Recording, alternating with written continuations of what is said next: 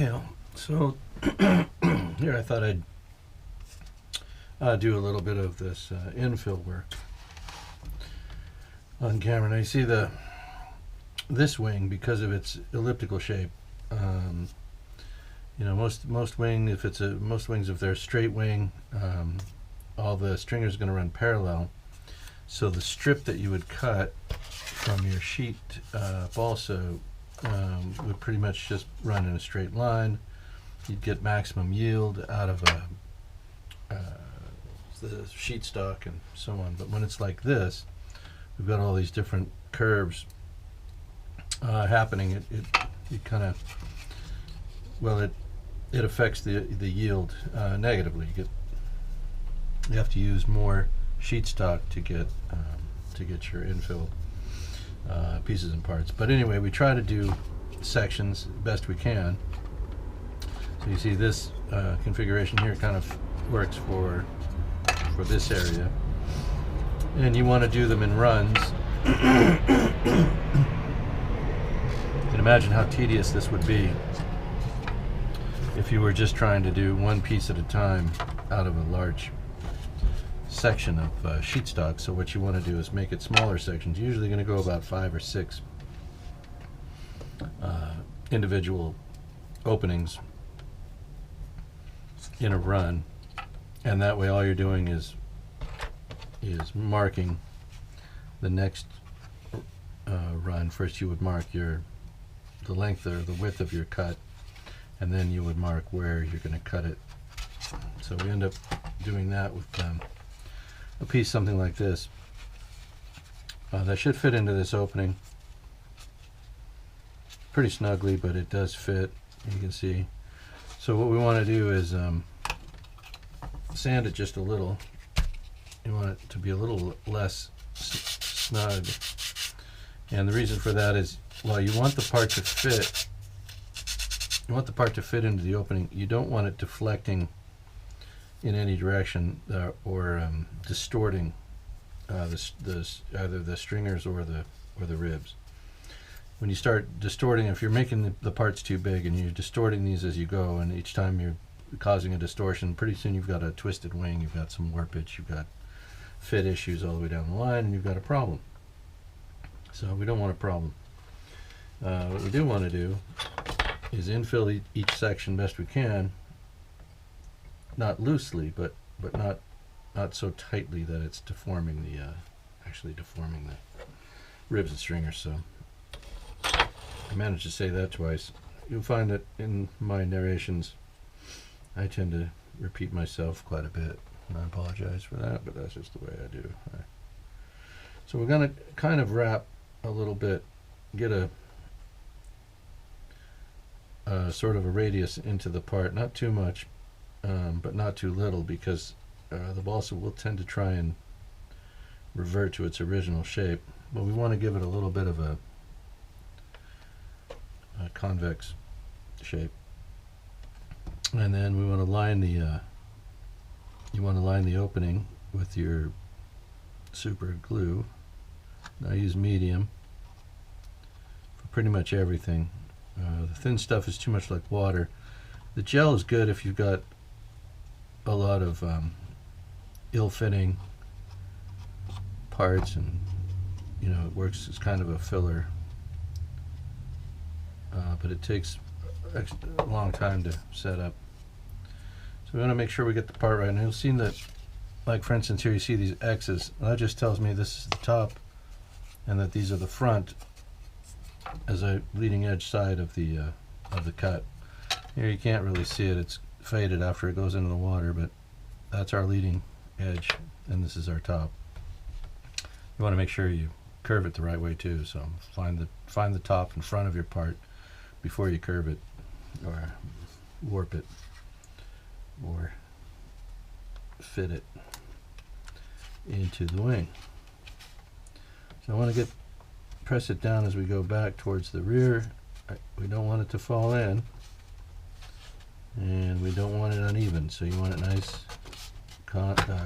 nicely conforming to the wing ribs and fitting almost flush. A little bit, I like it to sit a little proud, This is 3/32, which is just a little over a 16th. I'm sorry, 3/32. Yes, a little over 16th. So what you're going to do is sand down to the rib top, to this surface. And again, it's just a little bit proud of the rib as we go. So we're going to sand to the tops of the ribs. The idea is also, as you don't want to deform these openings and these stringers and ribs with too large of a section, you also don't want to do too much sanding and deform the wing with your sanding effort. So if you've got some of these pieces are inset, some are flush, and some are slightly raised, like I try to be here, your sanding surface is going to be somewhat uneven, and you're going to have to sand into the ribs to get to that lowest common denominator, that infill piece that's low. You know, filler helps, but really what your sandpaper goes to, since it cuts the filler faster than it cuts the balsa wood, you know, the filler's good to a point, but you really want to have your wood substrate be at the right, set at the right height and uniform. Because as you're sanding over that, if you're relying on filler for the deep spots, you number one, you can't do it with the heavier grits sandpapers. You can only do that when you're into the finer grits and doing the paint prep sanding. And so if you have a lot of those areas, those low areas, it can be tedious to get that all flush and right. So you really want to try to do that from the outset at this infill step, right? So we got this piece in there, it looks good. It's got a nice radius to it built in. If I stick these pieces in here flat, right, then we end up with something that's going to be, it's going to be proud here at the front and rear of the rib and flush at the center. And again, that if all the pieces are like that, you're suddenly you don't have an airfoil shape once you start sanding. You're sanding down into this area just to get these other areas flush. You're going to be already on top of your rib at this position, but you know, and in each location, if that's what you've got, it creates a real nightmare for sanding. So you really, if you're going to be doing these airfoil shaped wings, which 99.9% of them are definitely going to have the airfoil shape, at least on the top half, if not on the bottom, you really want to try to have that your infill pieces radius to follow that. Same with the fuselage. You don't want to be putting flat pieces into these openings and then trying to sand it round. You just want to curve these this way before you infill them, so that they match already the fuselage formers, fuselage bulkheads, and then so the sanding step becomes, you know, much more predictable and a lot easier, and less filler ends up being used. All good things. So, all right, I'm not 100% sure of our camera angle here. Let me check it. Okay. So we'll do this one, and then I'll switch it off. I don't want to make these videos too long. But as we go along, you'll see that these angles should stay aligned. If you cut this properly, got this angle right to whatever this is, you know, you should just be able to keep cutting and plowing along all the way down to the end of your stock. And that's kind of what we want to do here. So we'll put a line here and a line here, a mark here, in line with this, there we go, with this wing rib at both ends, and cut that off. See, I've got kind of a thick line there. I sort of missed on the first pass, so we'll just take the center of it. Cut this off nice and clean. Now sometimes you're going to end up with an angled cut there, and that's what your sanding block is for. So you're just gonna take and, even before you fit it, you want to make sure that's a straight line. And we'll come back and see how she goes. And that one fits pretty good. It's actually a little bit looser than the first one was, and that's fine. Remember, we're using medium adhesive, and it's going to help with that gap fill. So now we just need to find the end here. So again, we're just going to make a line there. As soon as I turn the camera on, never fails. Alright, and then we'll make a line at the other end. It's a little bit skinny. And that line should be right there. Then too, when I soak this, it's going to expand a little bit, and that should help with the fact that it's a bit skinny. And where'd my blade go? Of course. See, I was moving right along. All I had to do was turn the camera on to step on all the rakes and land flat on my face. Here we go. Alright, so we've got a piece that should fit in there, albeit a little loosely. Yep, we're sure that it goes, so now it can be soaked. If it's a little tight and you soak it and you come back and it's too big, you can still sand it even while it's wet. You just want to be careful that you know, you're not digging away too much at it. That wet wood. It's best to sand it when it's dry, but you can do it when it's wet. Alright, so we're just going to line this opening with glue. Like that. We'll get a little bit of a curve going on here. So we've got our front, top. And what you want to do is just bend here at the front and towards the back of the part. And then come back to the middle. You want to keep it square. If you've got it on here like this and you start bending it, that's not going to do you any good. So, you know, again, you want to have it square to the dowel and not like this. All right, so we've got a nice curve to it. We don't want, obviously that's more than what we have here, but it'll settle in as we get it rolling in there.